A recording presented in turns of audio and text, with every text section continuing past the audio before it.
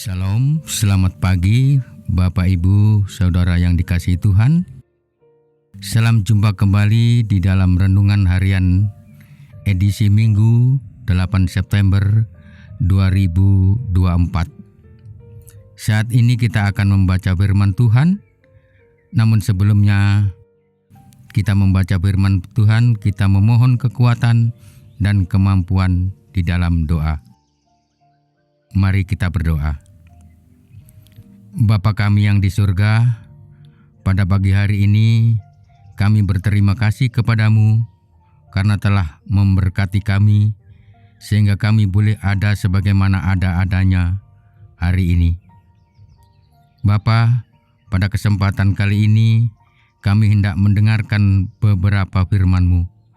Kiranya kami dapat menjadi pendengar yang baik terhadap firman yang akan diucapkan oleh hamba-Mu. Apapun yang disampaikan, kiranya dapat kami pahami maknanya dengan baik, sehingga dapat menjadi petunjuk untuk menjalani kehidupan yang Tuhan anugerahkan kepada kami. Terima kasih Tuhan, hanya di dalam nama Tuhan Yesus kami berdoa. Amin. Bacaan kita pagi ini terambil dari kitab Ibrani 11 ayat 29 sampai Ibrani pasal 12 ayat kedua. Firman Tuhan demikian bunyinya, saksi-saksi iman. Karena iman maka mereka telah melintasi Laut Merah, sama seperti melintasi tanah kering, sedangkan orang-orang Mesir tenggelam ketika mereka mencobanya juga. Karena iman, maka runtuhlah tembok-tembok Yeriko setelah kota itu dikelilingi 7 hari lamanya.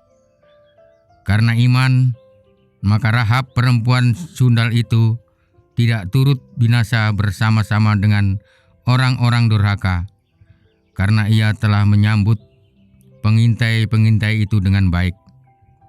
Dan apakah lagi yang harus aku sebut?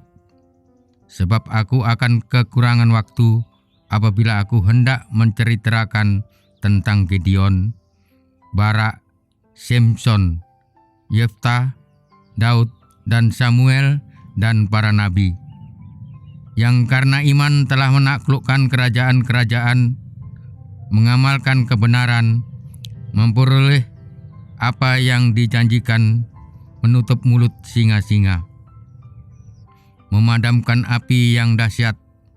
Mereka telah luput dari mata pedang, telah beroleh kekuatan dalam kelemahan, telah menjadi kuat dalam peperangan, dan telah memukul mundur pasukan-pasukan tentara asing.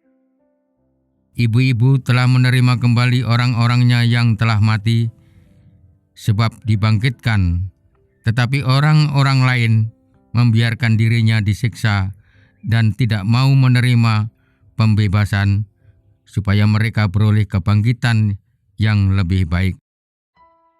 Ada pula yang diejek dan didera, bahkan yang dibelenggu dan dipenjarakan. Mereka dilempari, digergaji, dibunuh dengan pedang.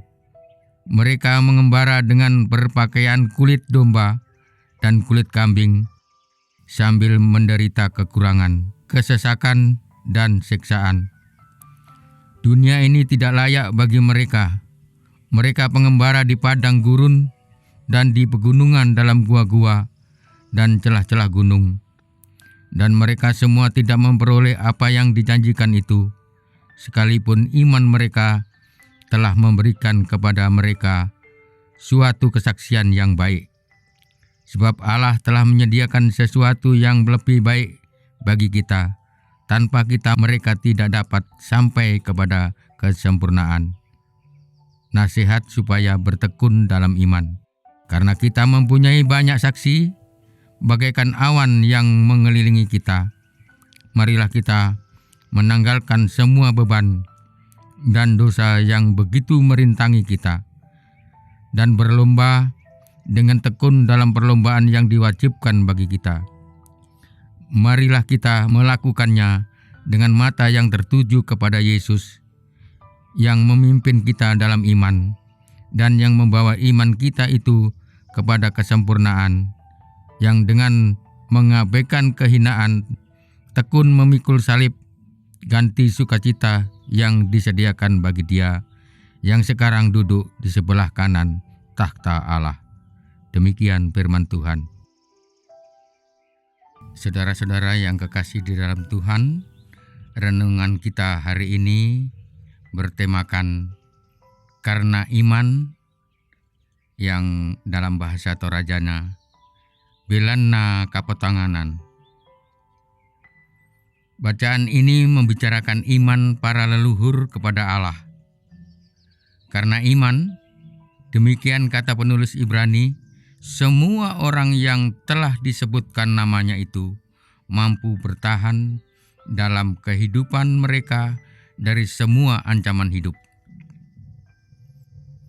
Karena iman mereka kepada Allah, dunia yang fana ini bukanlah tempat yang layak bagi mereka. Ibrani 11 ayat 38.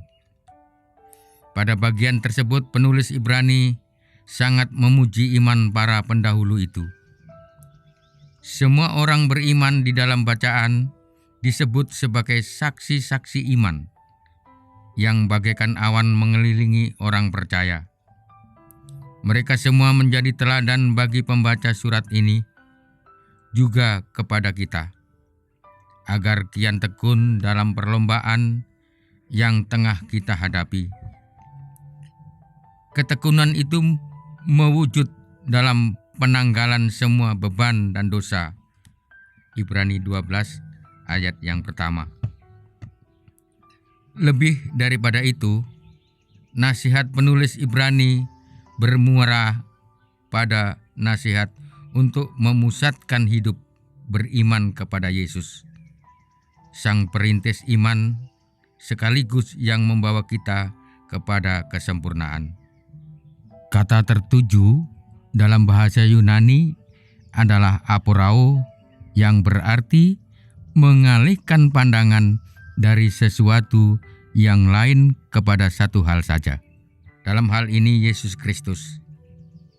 Dari sini kita dapat melihat bahwa semua saksi iman yang telah disebutkan pada pasal 11 mampu bertahan dalam beratnya perjalanan iman mereka, karena mereka memalingkan pandangan hanya kepada satu titik, yakni Allah. Pesan yang diarahkan kepada kita hari ini adalah bahwa beriman berarti memusatkan perhatian pada Kristus. Pemusatan itu membuat kita terus terjaga pada apa yang kita rindukan di dalamnya. Sebab iman yang demikianlah yang menguatkan kita saat kita kesusahan, menjadi harapan ketika semua tampak hilang, menjadi syukur dan sukacita kala kita lemah. Amin. Mari kita berdoa. Terima kasih Tuhan, kami sudah mendengarkan firman-Mu. Kami mohon bimbingan-Mu dalam melakukan tugas kami pada hari ini. Kiranya Engkau mengarahkan pikiran, perkataan, serta perbuatan kami, supaya dalam Engkau kami bisa mengawali hingga menyelesaikannya dengan baik. Bimbinglah kami supaya bisa belajar dengan semangat kasih, riang, giat, dan jujur, agar kami dapat bekerja sama dengan Engkau dan teman-teman kami. Mudahkan kami apabila mengalami kesulitan dan kesusahan, sehingga bisa menyelesaikannya dengan baik.